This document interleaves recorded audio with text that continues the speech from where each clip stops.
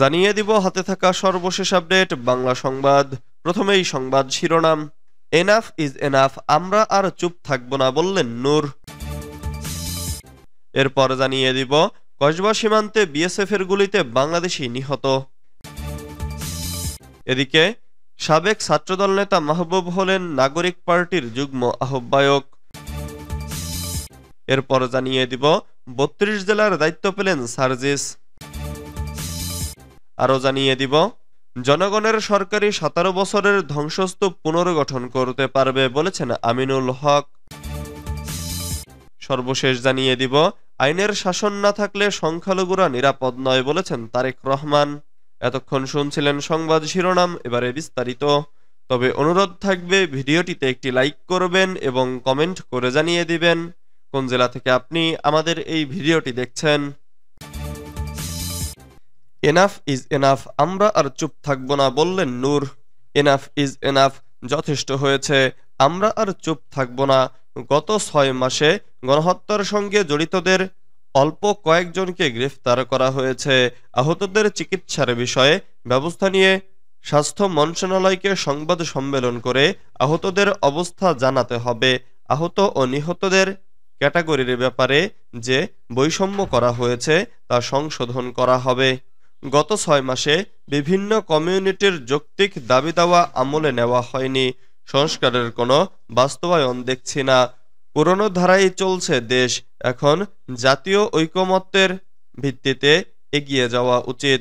শুক্রবার ২৮ ফেব্রুয়ারি রাজধানীর কাকরাইলের আইডিবি মিলনায়তনে গণ অধিকার পরিষদের বর্ধিত সভায় এসব কথা বলেছেন গণ অধিকার পরিষদের সভাপতি নুরুল হক নূর।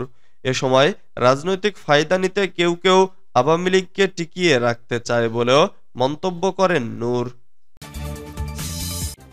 কসবা সীমান্তে বিএসএফ এর গুলিতে বাংলাদেশি নিহত। ব্রাহ্মণবাড়িয়ার কসবা উপজেলার সীমান্তের ওপারে ভারতীয় সীমান্তরক্ষী বাহিনী বিএসএফ এর গুলিতে মোহাম্মদ আল আমিন নামে এক যুবক নিহত হয়েছেন। শুক্রবার ২৮ ফেব্রুয়ারি রাতে এ ঘটনা ঘটে। নিহত আল আমিন উপজেলার পুটিয়া গ্রামের সুলতান মিয়ার ছেলে। বর্ডার গার্ড অব বাংলাদেশের বরাত দিয়ে কসবা উপজেলা নির্বাহী কর্মকর্তা মোহাম্মদ সামিউল ইসলাম জানান, শুক্রবার রাতে আলামিন পুটিয়া সীমান্তের কাঁটাতারের ওপারে সন্দেহজনকভাবে ঘোরাফেরা করছিল। এ সময় বিএসএফ তাকে চোরাকারবারি সন্দেহে গুলি করে। এতে আলামিন গুরুতর আহত হয়। পরে বিএসএফ তাকে উদ্ধার করে ভারতের একটি হাসপাতালে চিকিৎসা দিতে নিয়ে যায়। সেখানে চিকিৎসাধীন অবস্থায় রাতে তার মৃত্যু হয়। তার লাশ এখনও হস্তান্তর করা হয়নি।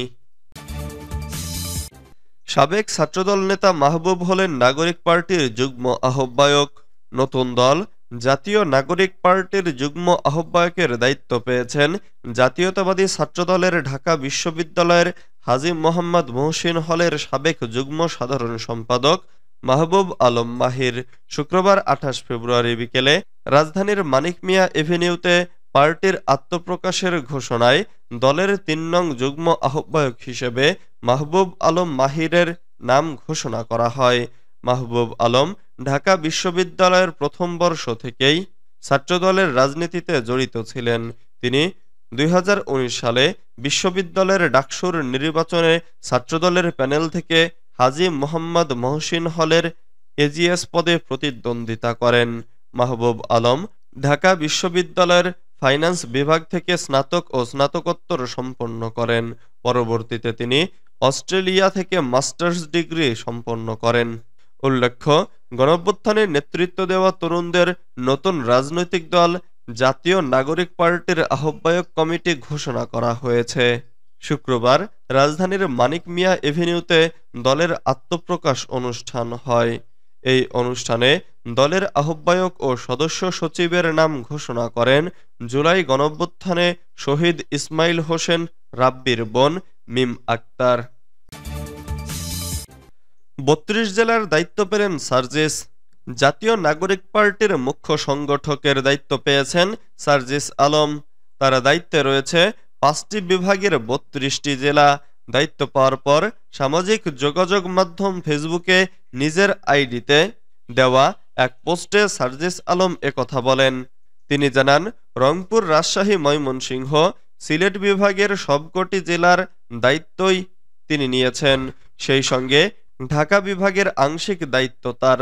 সার্জিস বলেন, খুব দ্রুত এই ৩২ জেলার পথে প্রান্তরে ছাত্র জনতার সঙ্গে দেখা হবে ইনশা আল্লাহ।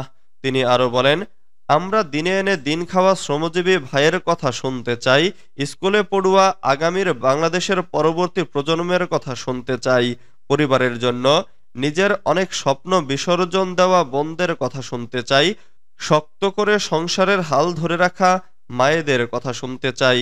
তিনি এও বলেন, পরম সৌভাগ্যে পাওয়া আমানত স্বরূপ এই সুযোগটাকে কাজে লাগাতে চাই, জীবনের বিনিময়ে হলেও মানুষ আর দেশের জন্য কিছু করতে চাই। জনগণের সরকারি ১৭ বছরের ধ্বংসস্তূপ পুনর্গঠন করতে পারবে বলেছেন আমিনুল হক। বিএনপির কেন্দ্রীয় ক্রীড়া বিষয়ক সম্পাদক ও ঢাকা মহানগর উত্তরের আহ্বায়ক আমিনুল হক বলেছেন, স্বৈরাচার সরকারের পতন হয়েছে ৬ মাস, তবে তাদের ১৭ বছরের শাসনে বিভিন্ন প্রতিষ্ঠান ধ্বংসস্তূপে পরিণত হয়েছে। ধ্বংসস্তূপ হওয়া প্রতিষ্ঠান এবং রাষ্ট্র পুনর্গঠনে জনগণের সরকার দরকার। শুক্রবার ২৮ ফেব্রুয়ারি বিকেলে রাজধানীর মিরপুর সরকারি বাংলা কলেজ মাঠে জিয়া আন্তঃথানা ফুটবল টুর্নামেন্টের তেজগাঁও ও উত্তরা পূর্ব থানার একটি ম্যাচে প্রধান অতিথির বক্তব্যে তিনি একথা বলেন। বিএনপির এই নেতা বলেন, আমরা গত ৬ মাস ধরে অন্তর্বর্তীকালীন সরকারের প্রতি আহ্বান করছি, রাষ্ট্রীয় সংস্কারের জন্য দরকার একটি নির্বাচিত সরকার। সেই নির্বাচিত সরকারই পারবে বাংলাদেশে পরিপূর্ণ গণতন্ত্র প্রতিষ্ঠিত করতে। তাই আমরা সরকারের কাছে ফের আহ্বান করছি, অতি দ্রুত আপনারা একটি নির্বাচন দিন। তিনি বলেন, ৫ আগস্ট স্বৈরাচার শেখ হাসিনার পতন হলেও পরিপূর্ণভাবে দেশ এখনো স্বৈরাচার মুক্ত হতে পারেনি। আমরা গণতন্ত্র পুনঃপ্রতিষ্ঠার দ্বারপ্রান্তে পৌঁছেছি, কিন্তু পরিপূর্ণ গণতন্ত্র প্রতিষ্ঠা করতে পারিনি। সেটি তখনই সম্ভব যখন বাংলাদেশে একটি অবাধ ও সুষ্ঠু নির্বাচন হবে, আর সেই নির্বাচনের মাধ্যমে দেশের জনগণের সরকার প্রতিষ্ঠিত হবে। জনগণের সরকারের মাধ্যমেই দেশকে ঢেলে সাজানো সম্ভব হবে। আইনের শাসন না থাকলে সংখ্যালঘুরা নিরাপদ নয় বলেছেন তারেক রহমান। রাষ্ট্রে যদি আইনের শাসন না থাকে, সংখ্যাগুরু বা সংখ্যালঘু কেউ নিরাপদ নয় বলে মন্তব্য করেছেন বিএনপির ভারপ্রাপ্ত চেয়ারম্যান তারেক রহমান। তিনি বলেছেন, একমাত্র আইনের শাসন সব মানুষের নিরাপত্তা নিশ্চিত করতে পারে। শুক্রবার ২৮ ফেব্রুয়ারি বিকেলে চট্টগ্রাম নগরীর জে.এম. সেন হলে শ্রী শ্রী জন্মাষ্টমী উদযাপন পরিষদ বাংলাদেশ কেন্দ্রীয় কমিটির দ্বিবার্ষিক সম্মেলনে ভার্চুয়ালি যুক্ত হয়ে তিনি এ মন্তব্য করেন।